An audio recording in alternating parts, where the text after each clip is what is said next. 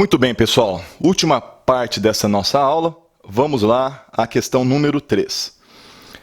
Haroldo, Bernardo, Caio e Davi, que se conheceram em razão de todos exercerem a função de pintores de residências, durante diversas quartas-feiras do ano de 2015 encontravam-se na garagem da residência do primeiro para organizarem a prática de crimes de receptação simples. Com o objetivo de receber vantagem financeira nos encontros muito bem organizados e que ocorreram por mais de 6 meses, era definido como os crimes seriam realizados, havendo plena divisão de funções e tarefas entre os membros do grupo. Um morador da região que tinha conhecimento dos encontros apresenta notícia crimes à autoridade policial, mas informa que acredita que o grupo pretendia realizar a prática de roubos. Diante disso, instaurado o inquérito para apurar o crime de organização criminosa, o delegado de polícia determina diretamente, sem intervenção judicial, a infiltração de agentes de polícia no grupo, de maneira velada para a obtenção de provas. Ao mesmo tempo, realiza outros atos investigatórios e obtém de forma autônoma outras provas, que, de fato, confirmam a atividade do grupo. Contudo, resta constatado que, verdadeiramente, a pretensão do grupo era apenas a prática de crimes de receptação simples. Após a obtenção das provas necessárias, Haroldo, Bernardo, Caio e Davi são denunciados pela prática de crimes previstos no artigo 2º da Lei 12.850/2013. Na condição de advogado ou advogada dos denunciados, considerando apenas as informações narradas, responda aos questionamentos a seguir. Volta aqui para mim. Pessoal, vejam vocês, aqui o examinador quer saber se você tem conhecimentos sobre a lei de organização criminosa. A lei de organização criminosa é uma lei recente no nosso ordenamento jurídico, ela é de 2013, e esta lei aqui, se você ler lá, se você a ler na prova, você nunca leu e você ler na prova, você tropeça nas respostas que o examinador quer que você tenha. Qual a informação que você vai ter que você vai ter que obter? Aqui, eles mencionam um outro crime, o crime de receptação simples, e também comentam sobre o crime de roubo. Por favor, na prova da OAB, no momento que você estiver fazendo prova, você não pode ter preguiça. Então você vai até o crime de roubo e lê o artigo. Você vai até o crime de receptação, artigo 180, e lê o dispositivo, lê o crime. Muito bem, se você vai no artigo 180, que é a receptação simples, que era o crime que os 4 amigos queriam praticar, você verá que o crime de receptação tem como pena máxima 4 anos. O crime de receptação simples tem a pena de 1 a 4 anos. Muito bem. O crime de organização criminosa, vocês vão ver que ele se diferencia do crime de associação criminosa do artigo 288 do Código Penal pelo seguinte: o crime de organização criminosa, que está previsto nessa lei 12.850, vai dizer que tem que haver uma estrutura muito bem definida. Há uma estrutura como de uma empresa. Assim, tem o dono, tem o diretor, os diretores, aí tem abaixo os gerentes e aí tem os peões, que vão trabalhar com um objetivo que é esta organização criminosa. Porém, eles têm que visar o quê? A prática de crimes cuja pena máxima seja superior a 4 anos. Então, amiguinho, amiguinha, presta atenção. Se tem todos esses elementos, estrutura de uma empresa, então vamos supor que o Arnaldo, acho que é Haroldo, ele que era o cabeça, era o dono, o chefe. Aí o outro era o tesoureiro, mas um era um gerente, e o outro era o que ia executar, ia pegar os produtos. Mesmo que tenha essa estrutura de empresa, tem cara de organização criminosa, para a nossa lei, isso não é organização criminosa. Por quê? Porque os crimes que eles queriam praticar não eram punidos com pena superior a 4 anos. A pena máxima é de 4 anos. Então não dá para encaixar como organização criminosa. Então isso que você vai ter que alegar. Muito bem. A lei de organização criminosa, ela também autoriza um instituto bastante interessante, o Instituto da Infiltração Policial. Infiltração de agentes. O que é isso? Tem um grupo ali, uma organização criminosa que pratica determinados crimes. A polícia pede autorização para o juiz e o juiz autoriza a infiltração. Um policial vai entrar ali e vai fazer de conta que ele é um daqueles criminosos. Então ele pode, inclusive, praticar determinados crimes. Ele não pode matar, é claro, ele não pode estuprar, é claro, mas ele pode ameaçar. Ele pode, por exemplo, furtar. Ele pode, por exemplo, praticar receptação. Ou seja, qualquer crime que não seja praticado com violência, ele vai poder praticar. Ele não pode, insisto, praticar determinados crimes. Ele não pode sequestrar e matar a pessoa. Isso ele não pode. Muito bem. Há necessidade de autorização judicial. E vocês viram aqui que o delegado de polícia ele não pede autorização judicial. Ele diretamente manda um funcionário seu, um agente policial seu, se infiltrar. Outra coisa, a Lei 12.850 autoriza a infiltração policial desde que não haja outros meios para obtenção da prova. E o examinador coloca no enunciado que o delegado de polícia, paralelamente à infiltração policial, obteve outras provas, ou conseguiu obter provas autônomas, independentemente da infiltração policial. Então, mais um motivo para se alegar a ilegalidade da conduta. Tá certo? Então, vamos lá às questões e as possíveis respostas a elas. A infiltração de agentes determinada pela autoridade policial é válida? Justifique.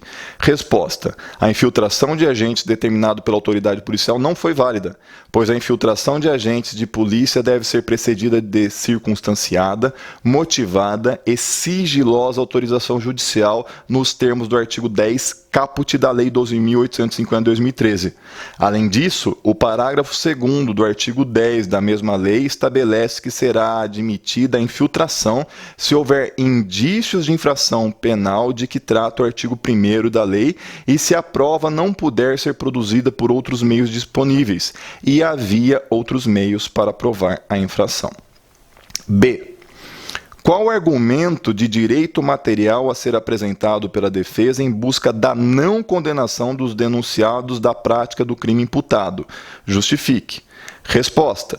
A defesa deve alegar que não estão presentes todos os requisitos legais previstos pelo artigo 1º, parágrafo 1º da Lei 12.850/2013, que estabelece que considera-se organização criminosa a associação de 4 ou mais pessoas estruturalmente ordenada e caracterizada pela divisão de tarefas, ainda que informalmente, com o objetivo de obter, direta ou indiretamente, vantagem de qualquer natureza, mediante a prática de infrações penais, cujas penas máximas sejam superiores a 4 anos, e os crimes que os denunciados pretendiam praticar era de receptação simples, nos termos do artigo 180 caput do Código Penal, cuja pena máxima não é superior a 4 anos. Volta aqui para mim. Vejam vocês que o examinador está perguntando o que é que nós devemos fazer para que não haja condenação dos denunciados. Então, pessoal, ele não quer saber em qual conduta poderia, em tese, se encaixar os atos, as condutas praticadas pelo denunciado. Então, você não precisava se preocupar aqui em classificar a conduta deles em associação criminosa, porque o examinador não perguntou isso. Meu amiguinho, minha amiguinha, por favor, o examinador não perguntou? Não responda. Não vá se complicar, não vai se enforcar. Responda aquilo que ele está perguntando somente. Muito bem? Vamos à última questão.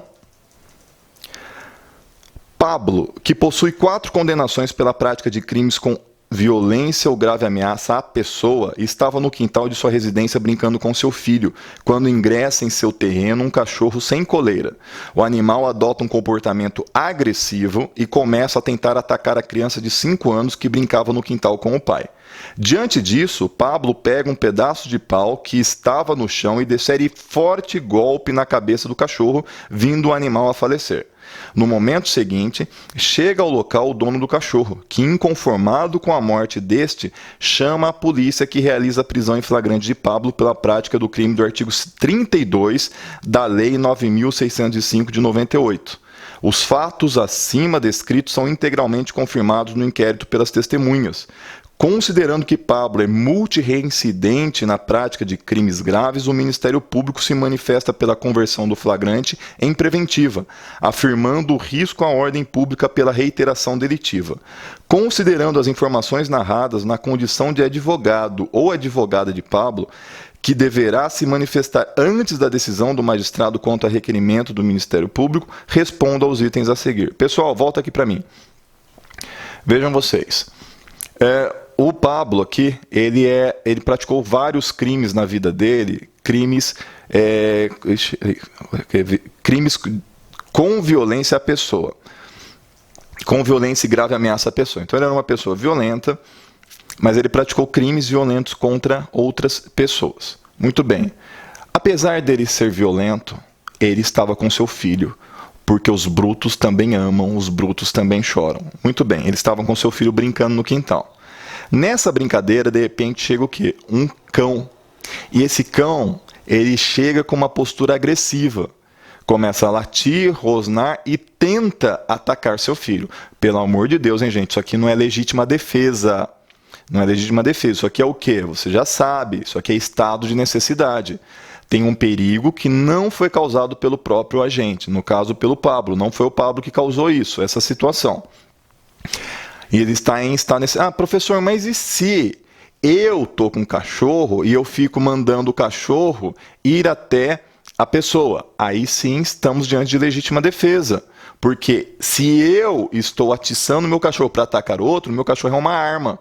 Aí haveria legítima defesa. Mas no caso aqui não, nós estamos diante de estado de necessidade. Muito bem.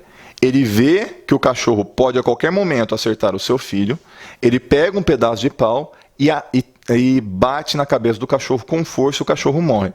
Pessoal, por favor, presta atenção. Talvez você seja um rapaz, uma moça que gosta muito de animal, gosta muito de cachorro e quase chorou quando leu esse enunciado.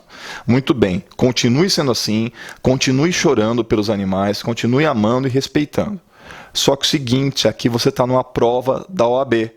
E apesar de no seu coraçãozinho talvez ter despertado, um cara que mata um cachorro assim tem que morrer, tem que ir para a cadeia. Aqui você vai virar a chavinha e vai defender o seu cliente. E você não vai fazer de tudo para que ele não vá preso, tudo bem? Muito bem, você tem que enganar o examinador. É esse que é seu objetivo. Neste caso aqui, a vida do cachorro vale menos do que a vida da criança. Professor, eu não concordo com isso. Tudo bem, mas você ouviu o que eu acabei de dizer? Para o direito penal, a vida de um animal vale menos do que a vida de uma criança. Se você não concorda com isso, não tem problema, mas não é sobre isso a aula. A aula é sobre direito penal, a aula é sobre aquilo que o examinador quer ouvir, quer que você responda. Muito bem. Aqui, o examinador quer que você responda o quê? Que o Pablo agiu em estado de necessidade. E segundo, nesse caso aqui, o que você vai pedir? Qual é o instrumento que você tem para que ele seja colocado em liberdade? Você vai fazer um pedido de liberdade provisória. Se o flagrante está em ordem, não cabe relaxamento de prisão em flagrante. Relaxamento de prisão em flagrante só cabe em caso de prisão ilegal. Não há nenhuma ilegalidade na prisão dele. Está tudo certo, todos os requisitos. Mas não há a necessidade dele permanecer preso. Por quê? Porque há nos autos já a confirmação de todos esses fatos. Se todos os fatos estão confirmados, então está confirmado que ele agiu em estado de necessidade. O artigo 310, parágrafo único do Código de Processo Penal, vai estabelecer que quando está presente alguma excludente de ilicitude e o estado de necessidade é uma excludente de ilicitude, o juiz deve conceder o quê? Liberdade provisória. Então você vai pedir a liberdade provisória com base nisso, na excludente de ilicitude. Pessoal, você não vai pedir a liberdade provisória com base no fato que a pena é menor do que 4 anos. Sabe por quê? Porque quando a pena é menor do que 4 anos, mas o réu é reincidente, ele pode ser preso. A prisão em flagrante pode ser convertida em preventiva. Então o examinador quer saber se você tem conhecimento dessa informação. Vou falar de novo. Se a pessoa que foi presa em flagrante, ela é reincidente, mesmo que ela tenha praticado um crime cuja pena seja menor, seja inferior a 4 anos, o flagrante pode ser convertido em preventiva. Agora, mesmo ele sendo reincidente, se ele praticou o crime em legítima defesa, estado de necessidade, estrito cumprimento do dever legal, exercício regular de um direito, então ele tem que ser colocado em liberdade provisória. Pedido que você vai fazer, pedido de liberdade provisória. Vamos às questões e às possíveis respostas. Qual pedido deverá ser formulado pela defesa de Pablo para evitar o acolhimento da manifestação pela conversão da prisão em flagrante em preventiva? Justifique. Resposta. A defesa de Pablo deverá formular pedido de liberdade provisória, tendo em vista que, apesar de ostentar diversas condenações pela prática de crimes graves, na situação apresentada, com base nas informações constantes no auto de prisão em flagrante, poderá o juiz verificar que Pablo agiu amparado por causa excludente de licitude, de modo que poderá conceder liberdade provisória mediante termo de comparecimento a todos os atos do processo, conforme previsão do artigo 310, parágrafo único do Código de Processo Penal. B.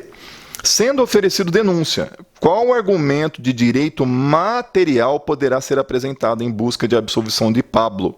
Justifique. Resposta. O argumento de direito material a ser apresentado é que Pablo deveria ser absolvido do crime imputado porque agiu amparado por estado de necessidade, que é causa excludente da ilicitude, nos termos do artigo 24 do Código Penal, que estabelece que considera-se em estado de necessidade quem pratica o fato para salvar de perigo atual, que não provocou por sua vontade, nem podia de outro modo evitar, direito alheio, cujo sacrifício nas circunstâncias não era razoável exigir-se. No caso apresentado, havia situação de perigo atual ao seu filho, não provocada por Pablo, e não tinha ele outra maneira de agir para a proteção, tendo em vista que o cão adotava comportamento agressivo e tentava atacar a criança, e, em que pese a relevância da vida de um cachorro para o seu dono, o sacrifício da vida de uma criança não era razoável exigir nas circunstâncias do caso concreto. Pessoal, meu amigo, minha amiga, muito obrigado por você ter ficado até aqui nessa aula. Espero que você esteja conseguindo aumentar a quantidade de informações que você tem, que você esteja cada vez mais acreditando de que é possível passar na segunda fase da OAB, que você esteja criando cada vez mais coragem. Continue estudando, assista os vídeos dessas aulas aqui, assista os outros vídeos, e eu tenho certeza que você, já você vai ser um advogado, você vai ter a sua tão sonhada carteira da ordem. Depois manda uma informação para mim, manda qualquer alô, professor, passei. Vou ficar muito feliz em saber do teu sucesso, que o teu sucesso é o meu sucesso. Pessoal, fica com Deus, continue seus estudos, eu tenho certeza que já vamos ter boas notícias sobre a sua aprovação. Deus te abençoe e até mais.